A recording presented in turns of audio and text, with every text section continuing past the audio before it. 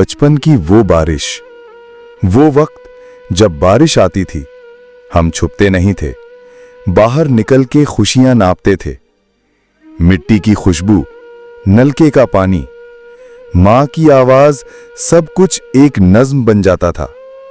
ये नलका सिर्फ पानी नहीं देता था, ये हंसी का फव्वारा था, ये दोस्ती का मैदान था, और ये बचपन की बारिशों की यादगार थी।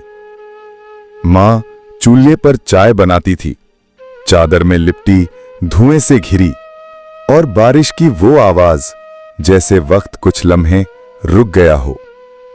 कागज की कश्ती हम पानी में छोड़ते थे। हमें नहीं पता होता था वो कहां जाएगी, मगर हमें ये जरूर यकीन होता था हमारे ख्वाब तैर सकते हैं। मस्जिद की गुंबद धुंध में छुप जाती थी, मगर उसकी रोशनी बारिश से भी ज्यादा साफ नजर आती थी। जैसे रहमत बरस रही हो और ईमान खुलकर सांस ले रहा हो। मां गीले कपड़ों को सुखाती थी, मगर उसके लम्स में सुकून होता था।